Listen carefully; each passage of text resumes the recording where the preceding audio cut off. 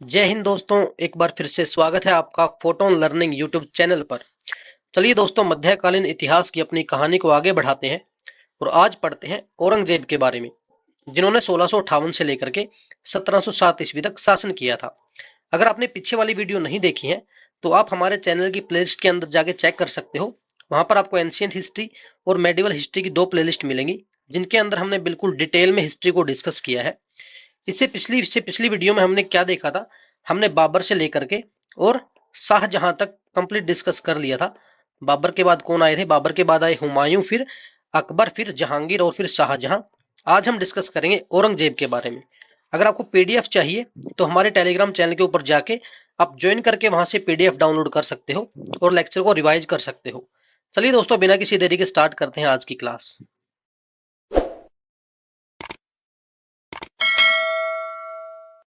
चलिए पढ़ते हैं औरंगजेब के बारे में। तो औरंगजेब का जन्म 3 नवंबर 1618 ईस्वी को दोहद के अंदर हुआ था। दोहद कहाँ पड़ता है? ये गुजरात में पड़ता है। इसके पिता का नाम आपको पता ही है, शाहजहां था। और इनकी माता का नाम क्या था? अर्जुमंद बानो बेगम, जो मुमताज महल के नाम से भी प्रसिद्ध है। इनके बारे में बिल्कुल डिटेल में हमने डिस्कस किया है पिछली वीडियो में। औरंगजेब के गुरु का नाम क्या था दोस्तों? इनके गुरु का नाम था मीर मोहम्मद हकीम। 18 मई 1637 को औरंगजेब का विवाह फारस राजघराने की राजकुमारी दिलरास बानो बेगम के साथ होता है, जिनको राबिया उद्दौरानी भी कहीं कहीं बोला गया है। यह उनकी पहली पत्नी थी। इतिहास की किताबों में यह पाया जाता है कि औरंगजेब की दो हिंदू पत्नियां भी थी, नवाबबाई और उदयपुरी। कहते हैं उदयपुरी नाम की जो उनकी बीवी थी, वो उनसे इतना ज्यादा प्यार करती थी कि वो औरंगजेब के साथ सती होने तक की बातें करती थी। मतलब बहुत गहरा प्यार था इन दोनों के बीच में, जब सती होने तक की बात वो बोल रही थी। और एक और औरंगाबादी महल नाम था, एक इनकी ये भी पत्नी थी, औरंगाबादी महल। आगे देखते हैं दोस्तों, औरंगजेब के पुत्र कौन कौन थे। इनके पुत्र थे मोहम्मद आजम शाह, मोहम्मद सुल्तान, बहादुर शाह प्रथम, सुल्तान मोहम्मद अकबर और मोहम्मद काम बख्श। ये इनके पुत्र थे। और इनकी बेटियां थी जेब उन निसा, जीनत उन निसा, बद्र उन निसा, जब्त उन निसा और मेहर उन निसा। इसके बारे में याद रखना आपको, ये एग्जाम में दो तीन बार पूछा गया है कि जेब उन निसा किसकी पुत्री थी। तो ये औरंगजेब की पुत्री थी। आगे देखते हैं दोस्तों, उपाधियां कौन कौन सी मिली थी इनको, औरंगजेब को। सबसे पहली उपाधि है बहादुर की। जब 15 वर्ष की आयु में थे, तब आगरा में कुछ हाथियों ने हमला कर दिया था, जिसे प्रजा में भगदड़ मच गई थी। और औरंगजेब ने बड़ी बहादुरी के साथ अपनी जान को जोखिम में डालकर इन हाथियों से मुकाबला किया था। तो इसकी बहादुरी को देखते हुए शाहजहां बहुत खुश होता है, जो उनके पिता होते हैं, और इनको बहादुर की उपाधि दे देता है। अगर वीडियो अच्छी लगे प्लीज दोस्तों चैनल को सब्सक्राइब जरूर कीजिएगा। उसके बाद एक उपाधि इन्होंने आलमगीर की भी ली थी।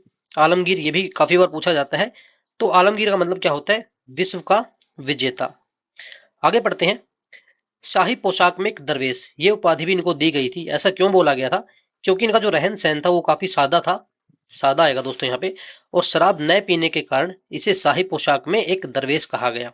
शराब वगैरह कुछ पीता नहीं था, सादा जीवन जीता था, इसलिए शाही पोशाक में एक दरवेश इसको बोला गया था। आगे जिंदा पीर, ये भी काफी बार पूछा गया है दोस्तों। जिंदा पीर किसको बोला जाता है? औरंगजेब को बोला जाता है, क्योंकि ये इस्लामी कानून का पूर्ण रूप से पालन करता था। जो चीजें इस्लाम के खिलाफ होती थी, ये उन चीजों को या उन रीतियों को ये बंद करवा देता था। तो इसलिए इसको जिंदा पीर भी बोला गया है। आगे हाफिज की उपाधि भी दोस्तों इसको मिली थी औरंगजेब को, क्योंकि पूरा जो कुरान था वो कंठस्थ था, पूरी तरह से याद था, इसलिए इसको हाफिज कहा गया। आगे एक उपाधि और थी जो इन्होंने अपने राज्याभिषेक के दौरान ली थी। ये थी अब्दुल मुजफ्फर मोहिउद्दीन मोहम्मद औरंगजेब बहादुर आलमगीर बादशाह गाजी। काफी बड़ी है दोस्तों, गाजी काफी बार पूछा गया कि गाजी की उपाधि किसने ली थी? औरंगजेब ने ली थी। सारी उपाधियां यहाँ पे इकट्ठी कर करके इसने अपने राज्याभिषेक के अवसर पर यह उपाधि धारण की थी। अब्दुल मुजफ्फर मोहिउद्दीन मोहम्मद औरंगजेब बहादुर आलमगीर और बादशाह गाजी। औरंगजेब का दोस्तों दो बार क्या हुआ था, दो बार इनका राज्याभिषेक हुआ था। ये हमने पीछे भी पढ़ा था। क्योंकि 31 जुलाई 1658 ईस्वी को दिल्ली में जो उनका पहला राज्याभिषेक हुआ था वो सामूगढ़ की विजय के उपरांत हुआ था। ये विजय उन्होंने दारा सिकोह को हरा के प्राप्त की थी। दूसरी बार फिर से दारा सिकोह मानता नहीं है, फिर से आता है वो, और फिर से 15 जून 1659 ईस्वी को ये हरा करके दोबारा से राज्याभिषेक करवाता है दिल्ली के अंदर। तो दो बार इनका राज्याभिषेक हुआ था औरंगजेब का। चलिए आगे पढ़ते हैं दोस्तों, इनके प्रमुख विद्रोह कौन कौन से थे, कौन कौन से युद्ध अभियान इन्होंने चलाए थे। तो औरंगजेब की नीतियों की वजह से उसे कई विद्रोहों का सामना करना पड़ा और इसके अलावा साम्राज्य विस्तार में उसने कई विजय भी हासिल की थी। सबसे पहला आता है दोस्तों जाटों का विद्रोह, काफी इंपॉर्टेंट है। यही सबसे पहला संगठित विद्रोह था जो कि गोकुल के नेतृत्व में हुआ था। गोकुल एक जाट सरदार बोल सकते हो, इनके नेतृत्व में ये पहला विद्रोह हुआ था। तो यही पहला संगठित विद्रोह था जो जाटों ने किया था, दिल्ली और आगरा के जाटों ने। यह विद्रोह 1669 ईस्वी में गोकुल नाम के जाट सरदार के नेतृत्व में हुआ था। किसानों, काश्तकारों और मजदूर वर्ग के लोगों ने यह विद्रोह किया था और इसमें सामंतों का मुख्य हाथ था। यह विद्रोह आर्थिक परिस्थितियों को लेकर हुआ था। अंत में क्या होता है, 1670 में तिलपत के युद्ध में हसन अली जो इनके सेनापति होते थे, हसन अली खान ने जाटों के विद्रोह को समाप्त कर दिया और गोकुल को बंदी बनाकर मार डाला। तो यहाँ पे जाटों का विद्रोह खत्म होता है। आगे दूसरा संगठित विद्रोह होता है राजा राम के नेतृत्व में। तो गोकुल के बाद 1685 ईस्वी में जाटों का दूसरा संगठित विद्रोह राजा राम के नेतृत्व में हुआ। इस विद्रोह में जाटों ने छापा मार हमले और लूटमार की नीति अपनाई थी। राजा राम ने देखा कि अगर औरंगजेब धार्मिक कट्टरता का परिचय दे रहा है, मतलब वो इतना कट्टर तरीके से इस्लाम को प्रमोट कर रहा है, तो हम भी उसी प्रकार का परिचय देंगे। और इस तरह से उसने औरंगजेब को चिढ़ाने के लिए या दुख पहुंचाने के लिए अकबर की कब्र खुदवाई और इस कब्र में से जो भी हड्डियां बाहर निकल कर आई, उसने उनको क्या किया, उनको जला दिया। तो इससे उसको दुखी तो होना ही था। तो यह घटना औरंगजेब को काफी ज्यादा दुखी कर गई और उसने राजा राम की हत्या करवा दी। राजा राम की हत्या के बाद उसके भतीजे चूरामण ने जाटों का नेतृत्व किया। हालांकि औरंगजेब की मृत्यु 1707 में होती है, तब तक जाट छोटे मोटे रूप से विद्रोह करते रहते हैं और कभी भी पूरी तरह से इन विद्रोहों को दबाया नहीं जाता। छोटे मोटे विद्रोह चलते रहते हैं, लेकिन फिर भी राजा राम की हत्या के बाद जाटों का विद्रोह काफी हद तक सीमित हो जाता है, थोड़ा शांत हो जाता है वो। आगे बढ़ते हैं दोस्तों, सतनामियों का विद्रोह या मुंडिया विद्रोह। यह विद्रोह 1672 ईस्वी में नारनौल व महेंद्रगढ़ जो कि हरियाणा के अंदर पड़ते हैं, इनके आसपास के भूभाग में रहने वाले सतनामियों द्वारा किया गया था। उन्हें मुंडिया भी कहते थे। मुंडिया क्यों कहते थे? क्योंकि वह हमेशा अपने बाल मुंडवा कर रखते थे। इन्होंने भी इस्लामी धार्मिक व्यवस्था के विरोध में ये विद्रोह किया था, परंतु औरंगजेब ने इस विद्रोह को बड़ी आसानी से दबा दिया था।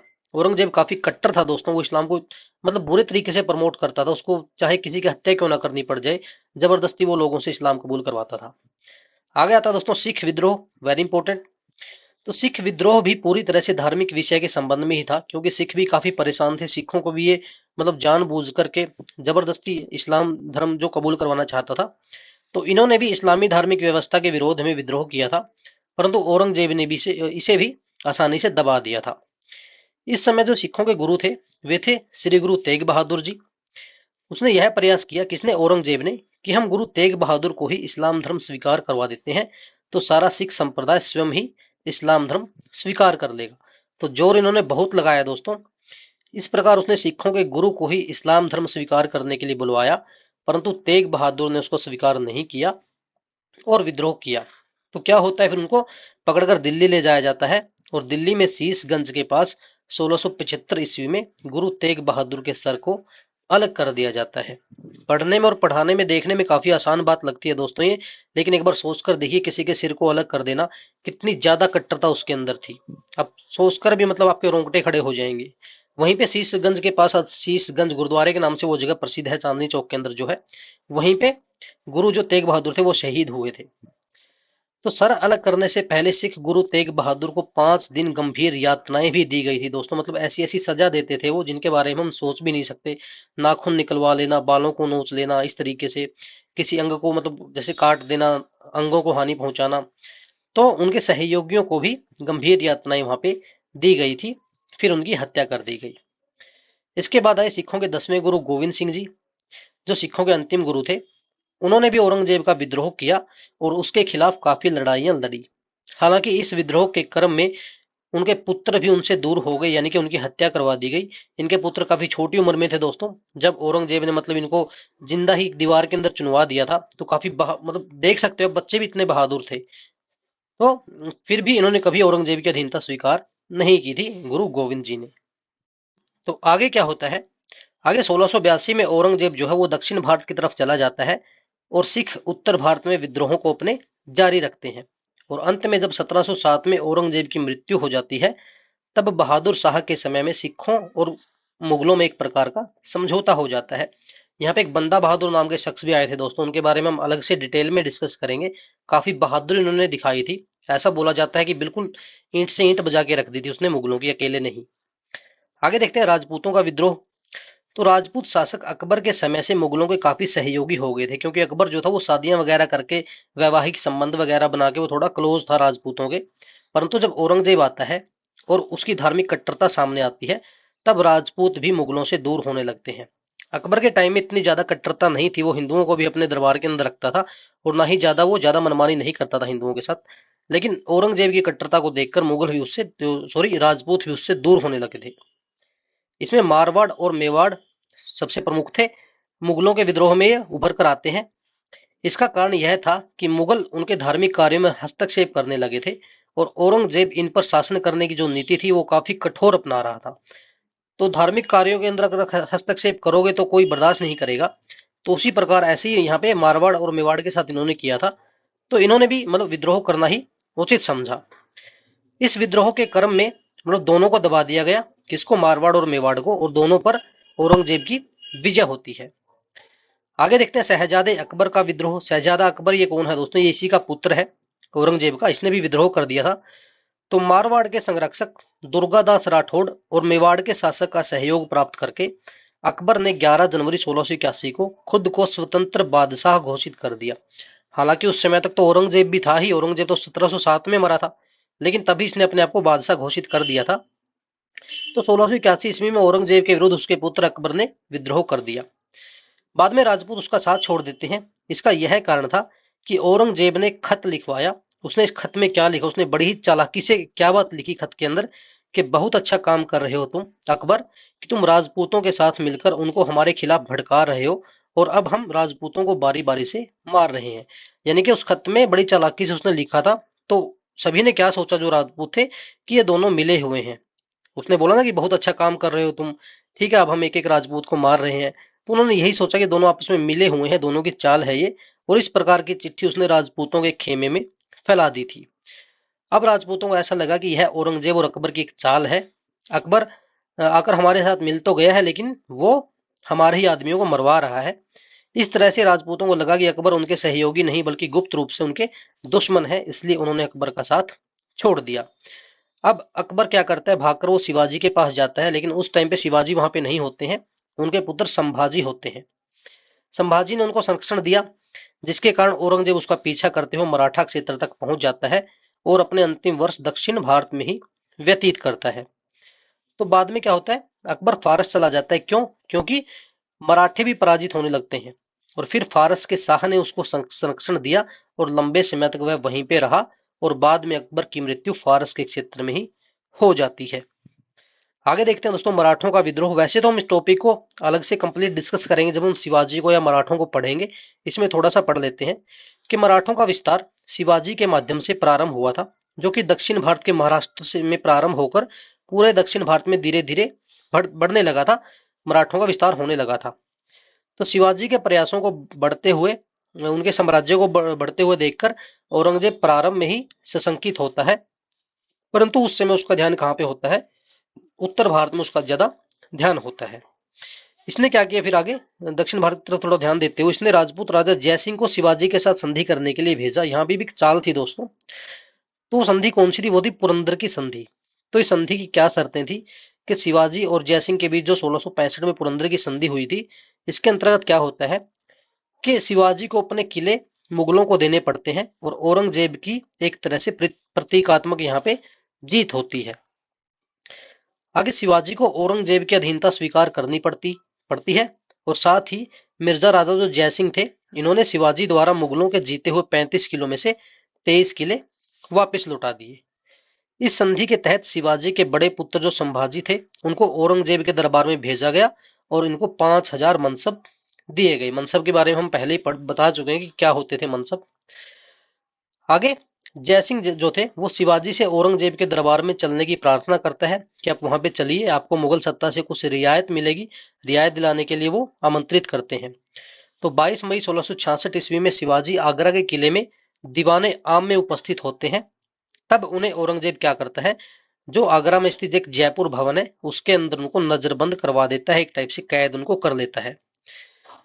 लेकिन शिवाजी जो होता है वो भागने में सफल रहता है, क्योंकि जो जयसिंह के पुत्र राय सिंह थे, राय सिंह इनकी हेल्प करते हैं ये आगरा से शिवाजी को निकालने में, और इनकी मदद से ही वो बाहर निकलता है और दक्षिण भारत में दोबारा जाकर के मुगलों की सेना से लड़ लड़ के कई किलों को उन्होंने जीत लिया था। इनकी लड़ाइयों के बारे में डिटेल में पढ़ेंगे दोस्तों अगले लेक्चर के अंदर हम। आगे क्या होता है, शिवाजी की मृत्यु के बाद उसके पुत्र संभाजी ने मुगलों से संघर्ष जारी रखा, किंतु असावधानी के कारण 1689 ईस्वी में अपने मंत्री कवि कलश के साथ पकड़ा गया और 1689 ईस्वी में संभाजी का कत्ल करवा दिया जाता है। तो इस टाइम तक पूरा जो मुगल साम्राज्य था वो अपने चरम उत्कर्ष पर था। 1690 ईस्वी तक ये साम्राज्य काफी चरम उत्कर्ष पर था, जो काबुल से लेकर के चटगांव, यानी काबुल इस साइड पड़ता था अगर ये भारत का मैप है, और इधर चटगांव जो बांग्लादेश में पड़ता था, नहीं यहाँ से यहाँ तक उसका पूरा शासन था, और कश्मीर से लेकर के कावेरी ऊपर से नीचे तक पूरा शासन यहाँ पे, मतलब सारा का सारा मुगल साम्राज्य के अंडर उस टाइम पे आता था ये। आगे बात करते हैं दक्षिण भारत की विजय की। 1682 में औरंगजेब ने दक्षिण भारत में जाने का निर्णय लिया। औरंगजेब की दक्षिण विजय का मुख्य उद्देश्य क्या था? साम्राज्य विस्तार ही उसका मुख्य उद्देश्य था कि मेरे को अपने साम्राज्य को आगे बढ़ाना है। तो इसके अंदर आते हैं बीजापुर अभियान और एक गोलकुंडा आएगा। तो बीजापुर अभियान कब किया? 1685-86 में। इस समय बीजापुर का सुल्तान कौन था? सिकंदर आदिल शाह था। ये क्वेश्चन भी पूछा गया दोस्तों कि बीजापुर का शासक कौन था जब औरंगजेब ने आक्रमण किया, तो ये थे सिकंदर आदिल शाह। औरंगजेब ने इसे पराजित कर दिया था और इसके किले पर अधिकार करके इसको 1 लाख रुपए वार्षिक पेंशन देकर मतलब मुगल साम्राज्य के अंदर मिला लिया था। आगे गोलकुंडा अभियान, इसी टाइम पे इसको खत्म करते गोलकुंडा की तरफ भागा, क्योंकि गोलकुंडा और बीजापुर साथ साथ थे दोस्तों। इस समय गोलकुंडा का शासक अबुल हसन कुतुब शाह था। औरंगजेब ने इसे बंदी बना लिया और इसे भी 50,000 रुपए वार्षिक पेंशन देकर इस राज्य को मुगल साम्राज्य के अंदर मिला लिया था। ठीक है, इस प्रकार जो दक्षिण भारत के प्रमुख विरोधी थे उन सबको दबाने में औरंगजेब क्या रहता है? औरंगजेब सफल रहता है। लेकिन एक कहावत यह भी है कि दक्षिण भारत औरंगजेब का कब्रिस्तान सिद्ध होता है। ऐसा क्यों होता है? जो उसको अपने अंतिम 25 साल यहीं पे बिताने पड़ते हैं, कि अंतिम 25 वर्षों यहीं पे फंसा रहता है, उन्हें ही सीमित करता रह गया और उत्तर भारत की तरफ ध्यान नहीं दिया। यानी कि उन्हीं मतलब उसी क्षेत्र में जो युद्ध वगैरह कर रहा था वो उन्हीं क्षेत्रों को वो सीमित करता रह गया और उत्तर भारत की तरफ ध्यान नहीं दिया, जिसके कारण जैसे ही औरंगजेब की मृत्यु होती है मुगलों के पतन का दौर शुरू हो जाता है। क्योंकि उत्तर भारत तो मेन था, दिल्ली मेन थी, वहीं पे अगर आप ध्यान नहीं दोगे तो पतन होने के आपके फिर चांस बढ़ जाते हैं। तो ऐसा ही इनके साथ भी हुआ।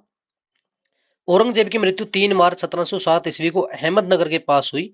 औरंगजेब का मकबरा औरंगाबाद जिले के खुलदाबाद नामक शहर में है, जो कि महाराष्ट्र के अंदर पड़ता है। चलिए औरंगजेब से जुड़े कुछ महत्वपूर्ण पॉइंट देख लेते हैं दोस्तों, कौन कौन से थे। बीबी का मकबरा, काफी बार क्वेश्चन पूछा जाता है कि बीबी का मकबरा कहाँ पे स्थित है। ये औरंगाबाद में स्थित है, महाराष्ट्र में। यह इन्होंने ही बनवाया था। यह मकबरा मुगल सम्राट औरंगजेब की पत्नी राबिया उल दौरानी उर्फ दिलरास बानो बेगम जो थी, इनका मकबरा है। बीबी के मकबरे का निर्माण मुगल बादशाह औरंगजेब ने अंतिम 17वीं शताब्दी में करवाया था। ये देखने में दोस्तों कैसा लगता है? ताजमहल जैसा ही लगता है, इसलिए इसको ताजमहल की घटिया नकल या ताजमहल की फूहड़ नकल बोला गया है इस मकबरे को। कई इतिहासकारों के अनुसार इस मकबरे का निर्माण मुगल बादशाह औरंगजेब के पुत्र आजम शाह ने अपनी मां दिलरस बानो बेगम की याद में बनवाया था। कई इतिहासकार बोलते हैं कि इनके पुत्र ने बनवाया है, लेकिन ज्यादातर मान्यता यह है कि औरंगजेब ने खुद ये बनवाया था अपनी बीवी की याद में। इसे ताजमहल की फूहड़ नकल कहा जाता है। इसे दक्षिण का ताजमहल या द्वितीय ताजमहल भी कहा जाता है। आगे देखते हैं मोती मस्जिद। तो मोती मस्जिद का निर्माण जो है वो 1659-60 में औरंगजेब ने करवाया था। ये मोती मस्जिद है दोस्तों। मोती मस्जिद नई दिल्ली में जो लाल किला है, लाल किले के परिसर में ही स्थित है। इसे भी सफेद संगमरमर का उपयोग करके बनवाया गया था। जो आगरा वाली मोती मस्जिद है उसका निर्माण शाहजहां ने करवाया था, ये हमने पहले पढ़ लिया है। तो आगे पढ़ते हैं कुछ इंपोर्टेंट पॉइंट। औरंगजेब ने यह घोषणा कर दी थी कि कुरान के आधार पर ही शासन चलेगा, अर्थात शरीयत कानून जो है वो लागू होगा, शरीयत के आधार पर ही शासन व्यवस्था चलाई जाएगी। इसके लिए जो भी चीज गैर पारंपरिक है यानी इस्लाम के अनुसार नहीं है उन सबको बंद कर दिया जाएगा। इस क्रम में उसने नवरोज त्योहार, जो कि किसने स्टार्ट किया था? बलबन ने स्टार्ट किया था, इसको बंद कर दिया गया। झरोका दर्शन, जो शासक के द्वारा झरोका दर्शन देने की परंपरा चलाई गई थी, उसे भी इसने बंद करवा दिया था। आगे जो तुलादान, जिसकी शुरुआत अकबर के टाइम में हुई थी, ये हमने बताया था आपको, जिसमें राजा के वजन के बराबर सोने चांदी के सिक्के तोले जाते थे और फिर उन सिक्कों को उस धन को बांट दिया जाता था, दान दे दिया जाता था। तो इस प्रथा को भी औरंगजेब ने बंद करवा दिया था। इसके अलावा सिक्कों पर कलमा खुदवाना भी इसने बंद करवा दिया था। औरंगजेब ने 1663 ईस्वी में सती प्रथा पर प्रतिबंध लगा दिया था तथा हिंदुओं पर तीर्थ यात्रा कर लगवाया था। यद्यपि इससे पहले अकबर ने भी सती प्रथा को बंद करवाने की कोशिश की थी, लेकिन पूर्ण रूप से औरंगजेब ने ये बंद करवाई थी सती प्रथा। ये अच्छा काम इसने किया था। 1679 ईस्वी में औरंगजेब ने हिंदुओं पर पुनः जजिया कर लगाया, जो कि हटा दिया गया था अकबर के द्वारा। तो 1679 में ये फिर से लगाया गया जजिया कर औरंगजेब के द्वारा। औरंगजेब ने मुहत्सिब मुहत्सिब होता था, धर्म अधिकारी होता था, मुहत्सिब नामक अधिकारी की नियुक्ति की, जिसका कार्य समाज में यह देखना था कि आम जनता धर्म के अनुसार आचरण कर रही है या नहीं, कहीं कोई गैर धार्मिक कार्य तो नहीं कर रहा। तो इसके लिए उसने मुहत्सिब नामक एक अधिकारी की नियुक्ति की थी। कुछ सामाजिक प्रथाएं जैसे कि समाज में जो वैशाल्य होते थे, जो शहरों के पास चलाए जाते थे, उन्हें इसने बंद करवा दिया था और वैश्यावृत्ति करने वाली महिलाओं को विवाह करने के लिए कहा था और उन्हें यह व्यवसाय छोड़ने के लिए कहा था। अकबर, जहांगीर, शाहजहां इन सभी ने संगीत, चित्रकला, नाच गान इन सबको ज्यादा प्रोत्साहन दिया था और अपने दरबार का एक अंग बना रखा था। लेकिन ये सब औरंगजेब ने बंद करवा दिए थे। कोई चित्रकला के अंदर उसका मतलब रुचि नहीं थी, नाच गान या संगीत ये सब कुछ इसने बंद करवा दिए थे। औरंगजेब ने संगीत और नृत्य पर पाबंदी जरूर लगाई थी, लेकिन वह खुद क्या था, वीणा बजाने में उस्ताद था। क्वेश्चन पूछा जाता है दोस्तों, कौन सा मुगल शासक वीणा बजाते थे? तो ये औरंगजेब बजाते थे। उसने मुगल सेना में हिंदुओं को काफी जगह दी। पूरे मुगल शासन काल के दौरान इतने हिंदू सेनापति किसी के शासन काल में नहीं थे जितने की औरंगजेब के काल में थे।